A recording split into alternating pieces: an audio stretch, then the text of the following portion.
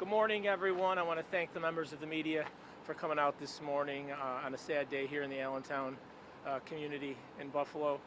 Joining me this morning is Fillmore District Council Member Mitch Nowakowski, Buffalo Fire Commissioner William Ronaldo, Department of Permits and Inspection Services Commissioner Kathy Amder, Special Agent Bob Grunder of the ATF, Buffalo Police Department Chief Tom Champion. Again, thank you for coming out this morning on a very sad day here for Buffalo, for the Allentown community, for Western New York, and really beyond. The situation that took place here this morning at Mulligan's Brick Bar was devastating to the building, devastating to the community.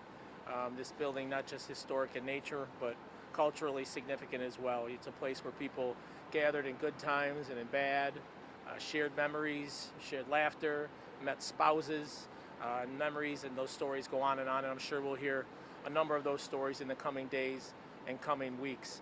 It's been a tough year for the Allentown community here along this strip. You know, we lost the building that housed the old Pink earlier in the year. Currently, this building, the events that took place here this morning where Mulligan's Brick Bar has been housed, and as I mentioned, a building that's not just historically significant, but culturally significant. I know people are very passionate about the Brick Bar.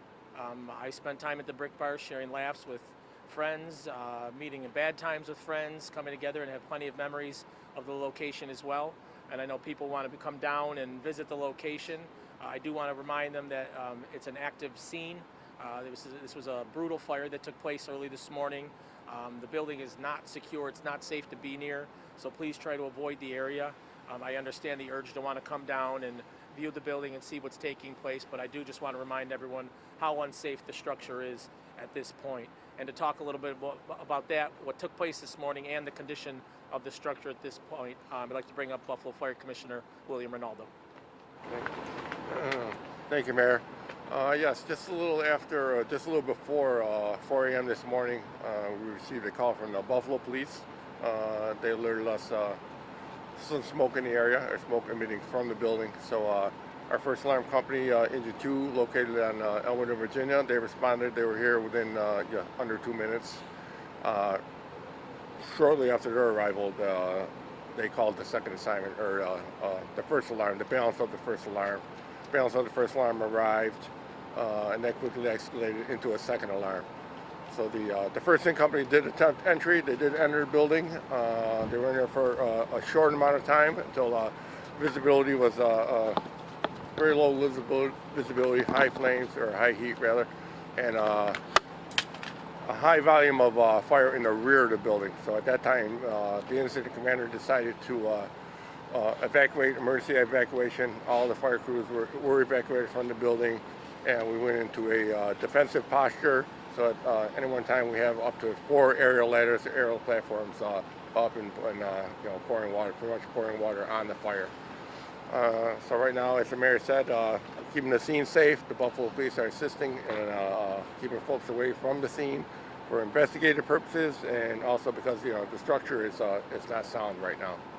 So pretty much immediately after this press conference, we're discussing emergency demolition. There's a lot of hot spots still in the building, areas that we cannot gain access to with any of our lines or fire streams. So at the very least, there's going to be a partial demolition, and at some time, pretty much the whole structure will come down sometime today.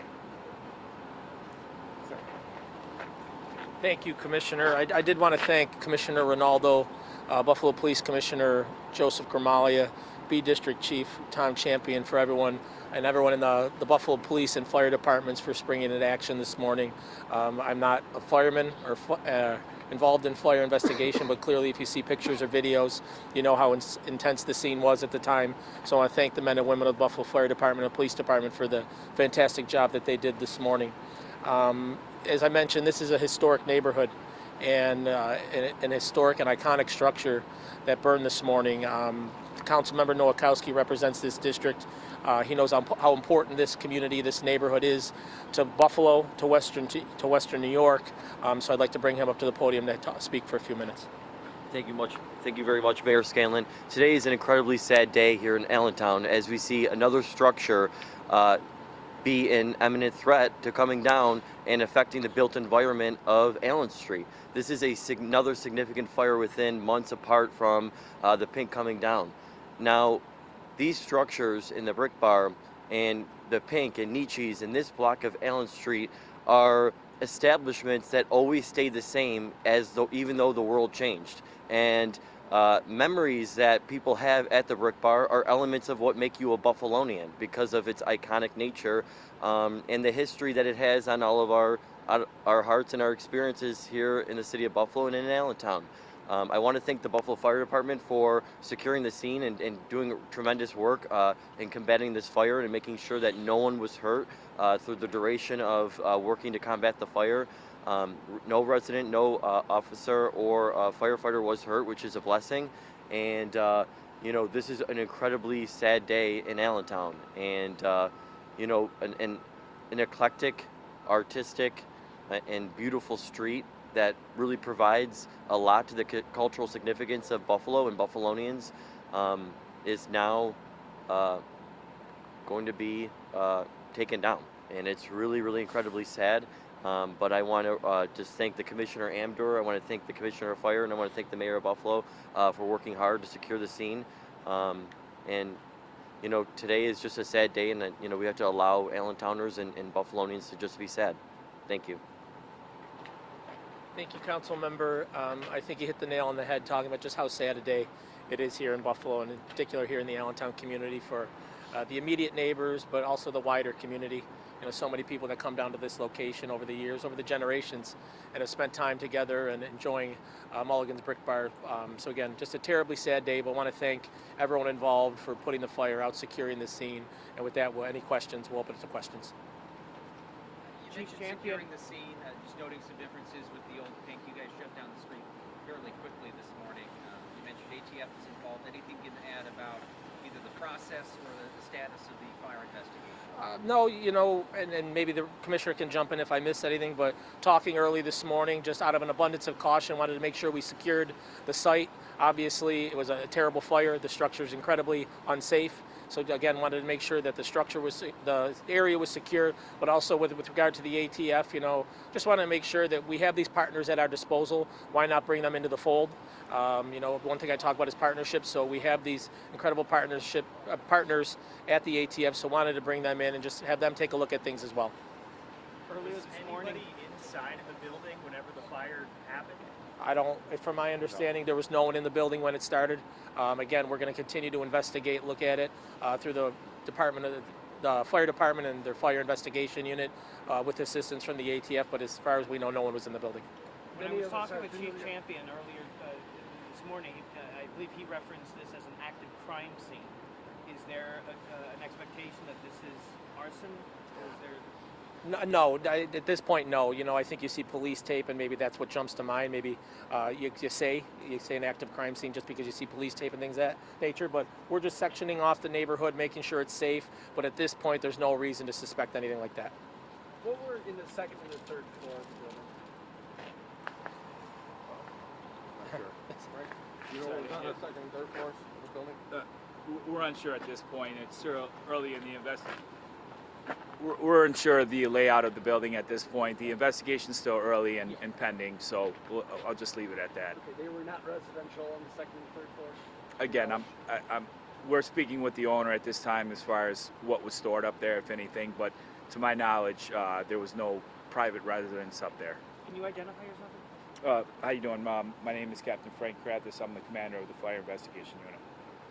And question for police. I know a lot of the neighbors are pretty quick to make the correlation with the person who's currently being charged with the old Pink fire. Is that anything you guys are looking into, or is that anything Well, our friends with Buffalo Fire are still investigating that. They would be the people who are investigating this, but we are cooperating with them and we are helping them out.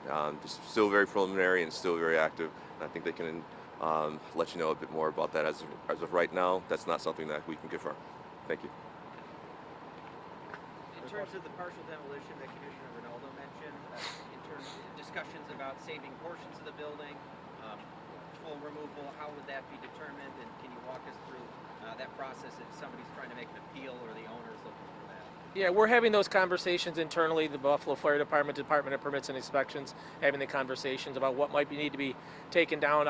Parts of the building are still smoldering. It's not completely out, so there might be some partial demolition that has to take place right away to be able to access those locations, to be able to make sure it's completely put out, nothing rekindles. So, but if there's anything else that Commissioner Amber wants to add as far as demolition, you can feel free.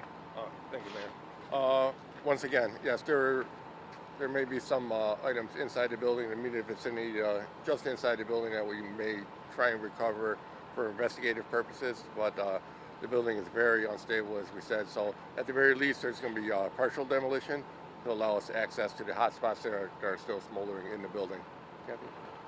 And I understand the sensitive nature of it and the desire to preserve the building, preserve things inside of the building, and we're obviously going to do everything we can to do that. But to that end, there's some information I think Commissioner Amder can share on that end.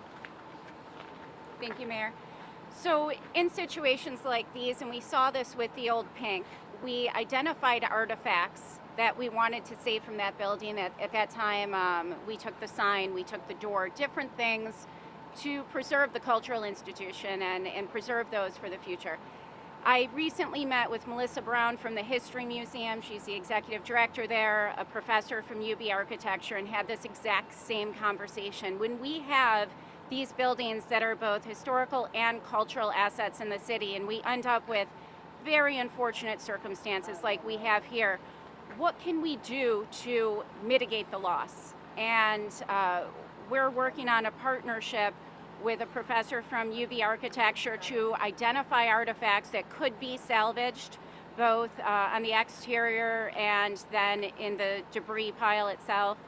And with Melissa Brown from the History Museum to find a way to preserve these and keep them for future generations. So we're trying to be forward thinking in this and understand it's an important peace in all of our hearts, and we want to do the best we can in unfortunate circumstances. Commissioner, it's often helpful to walk us through where the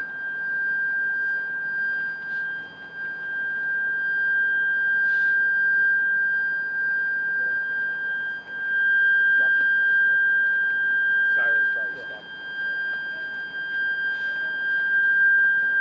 I'll yell it out and then we can answer when the mics are good.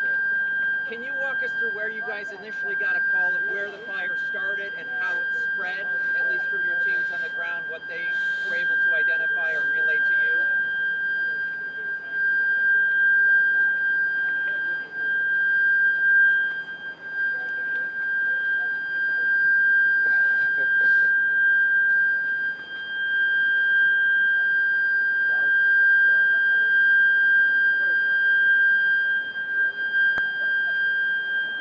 I think we're going to have to get back to you on that one.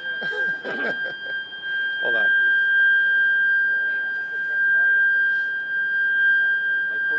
Maybe turn the truck on. Start.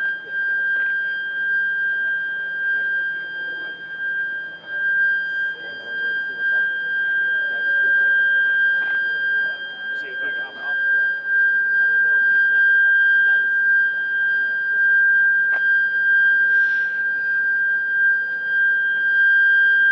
So Matt, where's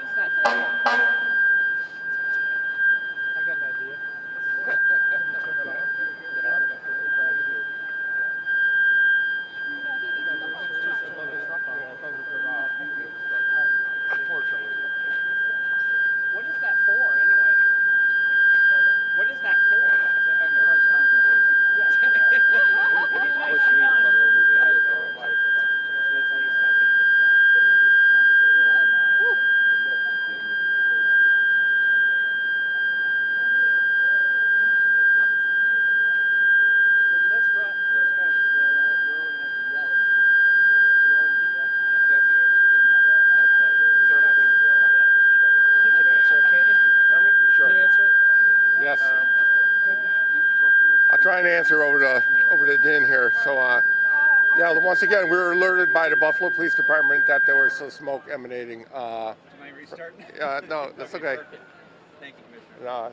Tom, you might be able to jump in here too, as far as where the smoke was. Once again, we were alerted by the Buffalo Police Department that there was smoke emanating from the building, and Chief Champion can tell you Yes. pretty much what area of the building that was. Around 3:54 a.m. this morning, one of the Buffalo police officers noticed the smoke coming from the building. It was from the frontal area of the building, and they were able to let our dispatch know, which contacted the Buffalo Fire Department. They were on scene shortly minutes after.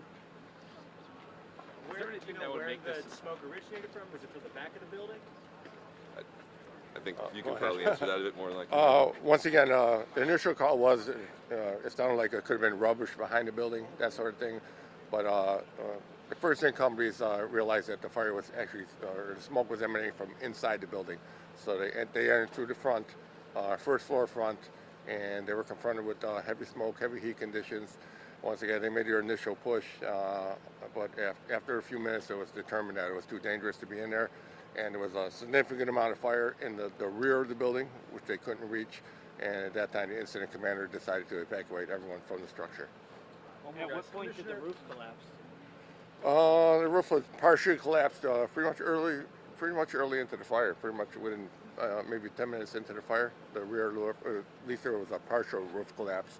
And then throughout the duration of the fire, the rest of the roof came in, and pretty much the whole roof is down on the first floor. So it came all the way down. Was there anything that made it look suspicious when people arrived? No, at this point, there's no reason. No, it's early in the investigation, but right now, nothing's pointing towards anything nefarious. Thanks, guys. Thank you, everyone. Thank you.